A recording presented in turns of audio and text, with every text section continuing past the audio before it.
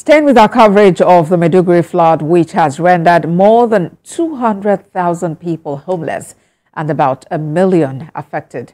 The Nigeria Governors Forum, led by Chairman Governor Abdurrahman Abdulrazak of Kwara State, are in Maiduguri to commiserate with the government and people of Borno State over the flood disaster that claimed thousands of residential buildings, shops, markets, schools, and hospitals. Members of the entourage include Governor of Lagos State, Babajide Sanwo-Olu, Governor of Ondo State, Lucky Aiyedatiwa, alongside some members of the National Assembly.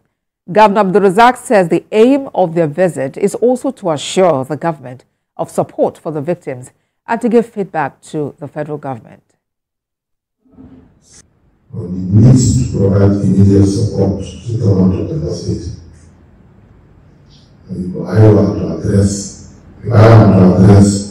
this crisis alone. I don't think attention for the next 8 years will solve such crisis.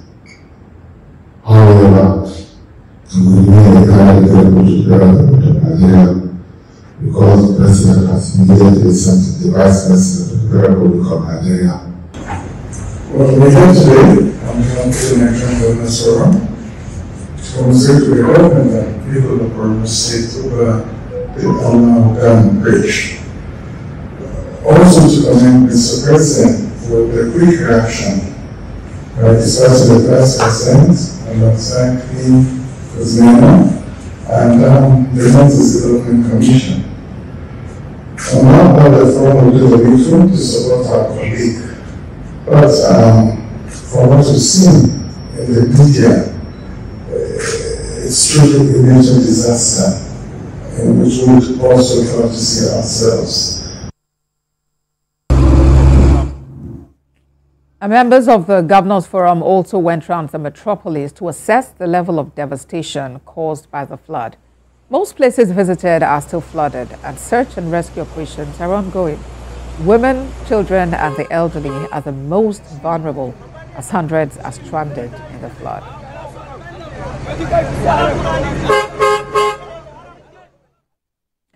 It's now 3 days after water from the Alaudro Dam, which collapsed early Tuesday morning, submerged 70% of Maiduguri, that's the capital of Borno State in northeast Nigeria.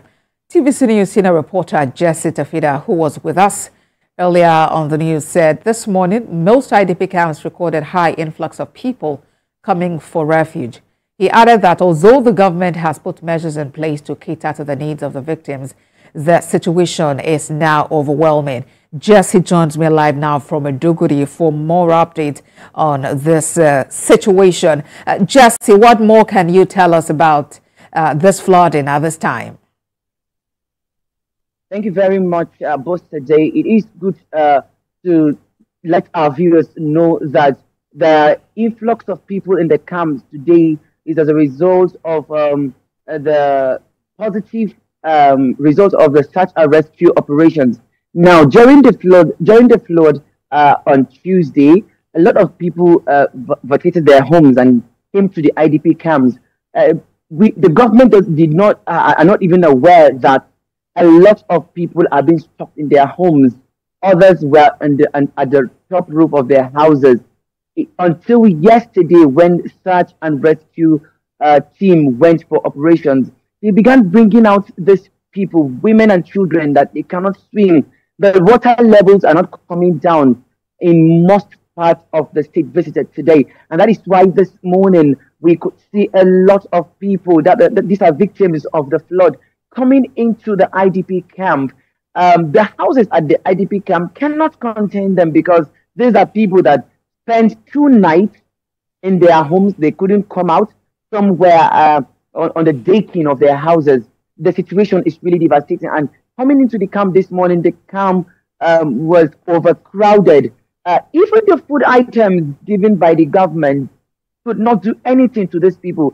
And it made the state governor himself, Babagana Zulum, to go out in the morning to distribute bread and some snacks to the people. But he can't go around every place because over 40% of the state has been washed away. So the National Emergency Management Agency when speaking with TVC News today, told us that they had to open new camps, new places for these victims to go because the camps that were already open is already overcrowded. And we saw that even schools and have now been refuge for the victims. And today also, the Nigerian Governors Forum, led by its chairman, the Governor of Kwara State, Abdul Rahman Abdul Razak, were in the state to commiserate with the state governor and the people of the state, and to see for themselves what actually is going on. And we followed them through the waters. We were on the water for about 2 hours. We were going around Maiduguri metropolis, and people are still coming out of their houses.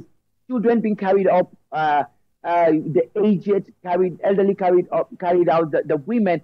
A lot of people, we could see a lot of people being drowned inside the water because they cannot swim.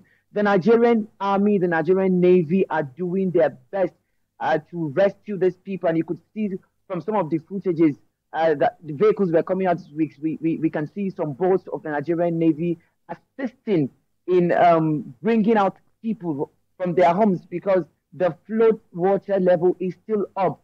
Although the water coming from Alo Dam is no more coming, but the water that are already in the state capital is stagnant. It's not going anywhere. It's not moving anywhere, and people are still stranded. So the chairman of the Nigerian Governors Forum assured to take this message to the federal government appropriately because, according to him, the state government cannot do this alone. The situation is overwhelming. And the latest is the governor of Adamawa State, Ahmadu Finturi, who donated the sum of 50 million naira to the state government to assist in buying food for these victims. Also, a federal lawmaker, member representing Bill Kwayakusabayo, talking about Mokhtar Betara, also donated the sum of 100 million naira to the state government. Now, it is good also to note that the victims cannot cook because they left everything in their homes. Now, the government are the ones cooking for these victims in the camps. And this is why Governor Finturi and Honorable Betara deemed fit to give this money to the state government to assist them. And Borno State Governor Baba Ganazunum is also appealing to not only the government, but development partners and other well-meaning individuals to try as much as possible in any way they could to assist the government. Because if they are here and then you see the level of devastation, it's really touching. And Jesse, help is needed, and it's good to know that help is already coming to the victims of this unfortunate incident. Thank you very much, Jesse, for this very deep insights you've given to us about happenings in Maiduguri. Jesse Tafida for us in Borno State.